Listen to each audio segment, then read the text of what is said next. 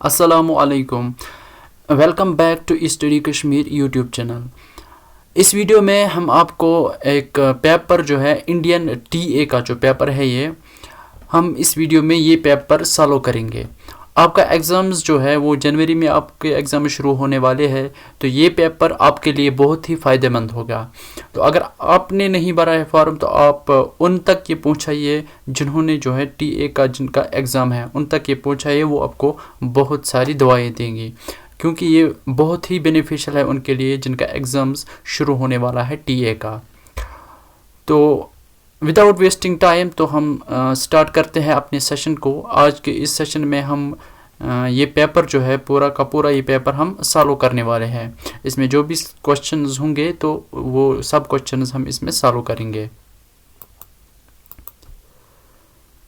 तो पहला पार्ट है इसका कि ये क्या देखना, इसमें select the related word from the given alternatives.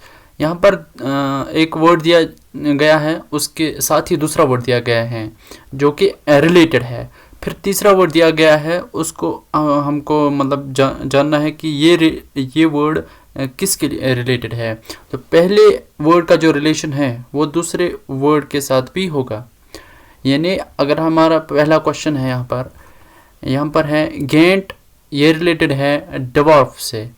तो गेंट जब डवार्फ से रिलेटेड है तो जीनियस किससे रिलेटेड होगा। देखो इस जो क्वेश्चन है, आपको ये जो वर्ड है इसका मीनिंग आपको पता होना चाहिए। तो इसके लिए आपको क्या करना है, आपको बहुत सारे वर्ड्स जो हैं वो आपको याद रखने हैं। जो इस पेपर में आए हैं ये तो आपको याद रखने हैं। अगर आप ये वर्ड्स भी याद रखते हैं तो हो सकता है इसमें भी आपको जो है एग्ज़ाम में आए, क्वेश्चन पेपर में आए। तो गेट का जो कनेक्शन है डवार्फ के साथ है, वैसे ही जीनियस का कनेक्शन किसके साथ होगा। इसके ऑप्शंस हैं विकड़, ऑप्शन बी है जेंटल, ऑप्शन सी है इडियट, ऑप्शन डी है टिनी। तो यहाँ पर गेंट जो होता है ना, ये होता है स्ट्रॉन्ग, इसका मतलब स्ट्रॉन्ग होता है। और डवार्फ जो है ना स्ट्रॉन्ग या मतलब बड़ा होता है। डवार्फ का मतलब होता है स्मॉल। तो इसका जो कनेक्शन है वो अपोजिट है। तो ये जो वर्ड है ये अपोजिट है। तो जीनियस का अपोजिट यहाँ पर क्या आएगा, जीनियस का अपोजिट आएगा इडियट, क्योंकि जीनियस बोलते हैं कि जो कि बहुत ही ज़हीन है, बहुत ही समझदार है। इडियट बोलते हैं जो कि इडियट हो, जो कि समझदार ना हो। तो ये जो है इसका रिलेशन जो है अपोजिट रिलेशन है। तो इसी तरह से हमारे जो ये क्वेश्चंस हैं ये हमको करने हैं। दूसरा क्वेश्चन देखते हैं, फोरकास्ट फ्यूचर। फोरकास्ट का ताल्लुक फ्यूचर से है, तो रिग्रेट का ताल्लुक किससे होगा, प्रेजेंट से होगा, पास्ट से होगा, टोन से होगा या सिंस से होगा। इसका जो करेक्ट आंसर रहने वाला है वो है पास्ट, क्योंकि फोरकास्ट का जो संबंध होता है फ्यूचर के साथ ही होता है, और रिग्रेट जो है ना वो पास्ट में हुआ होता है, तो उसी पर आदमी जो है रिग्रेट करता है।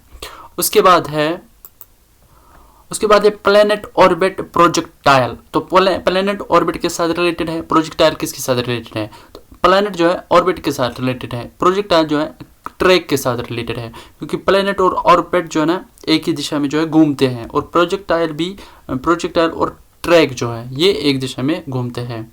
तो इसके बाद है पेस्टिसाइड का रिलेशन क्रॉप से है, तो एंटीसेप्टिक का रिलेशन किससे होता है। तो पेस्टिसाइड जो है क्रॉप को बचाता है और एंटीसेप्टिक जो है वाउंड को बचाता है। आप स्क्रीन पर देख सकते हैं, मैं ऑप्शंस नहीं पढ़ रहा हूँ, आप स्क्रीन पर देख सकते हैं। तो वाउंड से रिलेटेड है। क्वेश्चन नंबर 5 है, सिम्फनी कंपोजर के साथ रिलेटेड है। तो क्वेश्चन नंबर 5 है, अगर सिम्फनी कंपोजर के साथ रिलेटेड है तो फ्रिस्को किसके साथ रिलेटेड है। तो सिम्फनी जो है एक कंपोजर है, और फ्रिस्को जो है एक आदमी का नाम है, वो एक पेंटर है। तो फ्रिस्को जो है पेंटर के साथ रिलेटेड है।